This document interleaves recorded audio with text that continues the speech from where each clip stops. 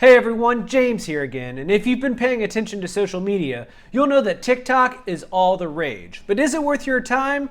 That's what we're going to talk about on today's Music Biz.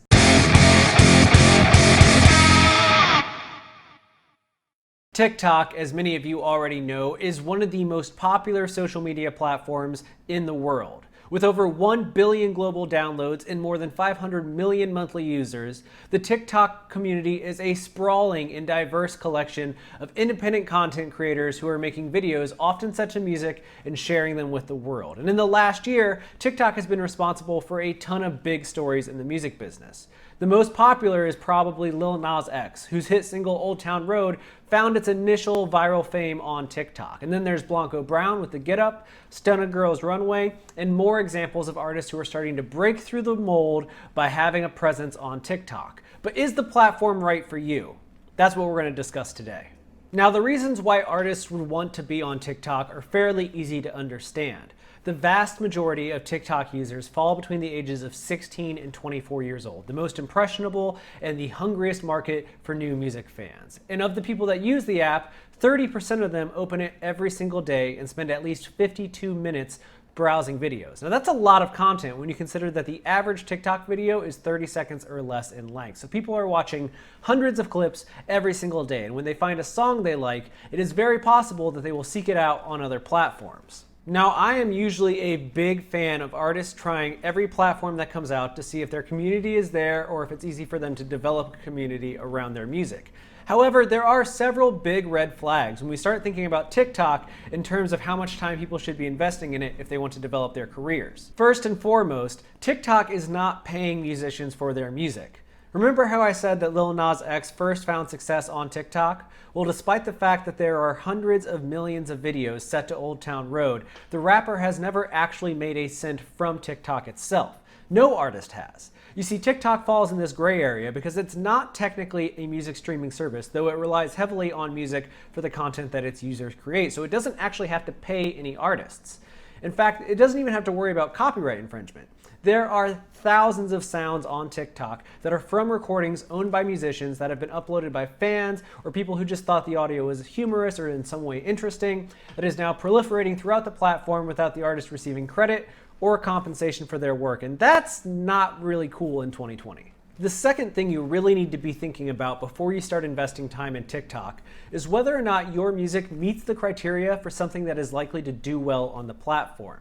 Now, I will give credit to the TikTok community. In recent months, their taste seems to be expanding. There are a lot more rock bands, hardcore bands, and even metal acts starting to gain followings on there through various sounds that users upload. However, the premier audio on TikTok remains hip hop, pop, and R&B. In particular, songs that have a lot of bass, very catchy hooks or lyrics, and that are often quite profane or in some way controversial or just attention grabbing. Now you can look through the other videos on our channel where we've broken down the success of artists like Stunna Girl or Ashnikko, both of whom found success on TikTok with relatively profane, relatively catchy music. And that's what really seems to work best on the platform so far. So if you don't create something that is immediately infectious or that is easy to set to a dance or that lends itself to some kind of an act out, you may want to think twice before putting too much time and effort into TikTok. Third, and I think that this might be the most important, it is very hard to develop a community and engage with your fans through the app. Now, one way to work around this, which you can see someone like Charli XCX doing really well, is that she has her own TikTok account where she posts videos set to her music and other artists as well. And people like to share her videos. They duet, which means they're going to record a video that appears side by side with Charli. And there's a lot of engagement built that way. But in terms of announcing anything like a new tour or a new song, that's not really what TikTok is made to do. And it doesn't really have an easy way to do that if it's something you desire. Now, of course, you can comment on fans' videos and fans can comment, which is always a good start. But in terms of harnessing the power of any following you might develop there, it's not really clear how anyone can do that just yet. Finally, I always ask that artists consider how much they can get out of the audience that they spend their time developing. Now, if you develop an audience through, let's say, Twitter, who follows your account and actively engages in a lot of the things that you post, if they don't end up spending money on your music, at the very least, they are sharing your content and their engagement is bringing more and more eyes to the things that you're working on. Now, you can't really put a dollar figure on that, but it is helping you reach new people, even if they don't ultimately choose to interact.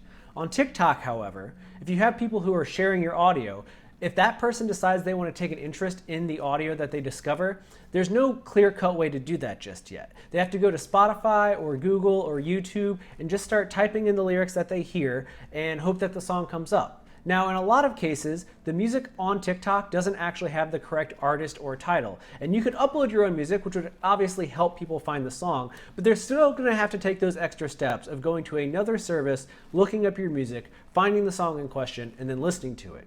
Or following you on another platform, for example. It's not really that intuitive just yet, and I think it will get there. TikTok has even talked about possibly doing their own music streaming service in the future, but right now, it's really hard to convert anyone from being interested in your song on the platform to being an actually engaged fan with your career, and that should be a big red flag. But with all that said, I want to go back to something I spoke about right at the beginning of this video, which is that I do encourage everyone to try everything at least once. If you already use a distributor like DistroKid, it's possible that your music is already being shared on TikTok, or that it could very easily be shared on TikTok with a few simple clicks. There is no harm in adding your music to the TikTok library, and if you're lucky, some influencer or a person with a lot of followers will find your song and add it to a video that people like and then begin using themselves. In fact, songs have been known to take on a life of their own through the platform, and that could be really good for you, but don't get your hopes up that you're going to become the next Lil Nas X right out the gate. In fact, some of the artists that have been signed in recent months through TikTok haven't really taken off in the same way Lil Nas X has, which may make the industry a little bit nervous about chasing down another talent that goes viral on the platform. But again, there's no harm in getting your music on there. So if it's possible for you to easily distribute your music to the platform, put it out there, let your followers know on various platforms that your music is on TikTok, and see what happens. But don't go putting hours and hours of effort into developing an awareness of your product there unless it makes sense for your music. And only you can ultimately make that decision. And maybe you make the wrong choice, that happens, but that's okay.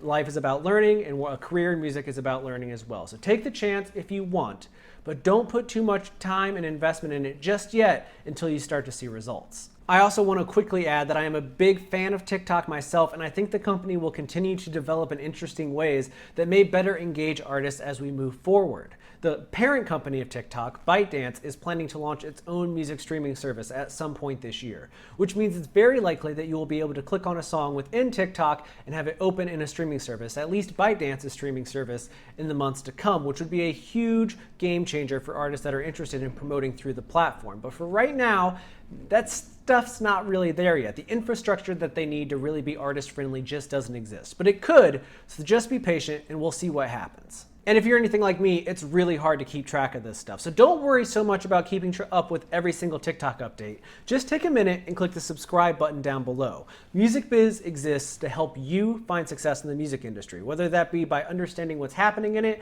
or by learning how to work your way through various topics, or figuring out the latest places to discover new listeners. MusicBiz is all about helping you succeed in the business of music. So take a moment and click the button down below. And if you've already done that, thank you so much. I'm so excited to have you as a part of this community, and I am thankful for your support. And very last, but not at all least, if you do nothing else this week, take care of yourself, because you deserve it.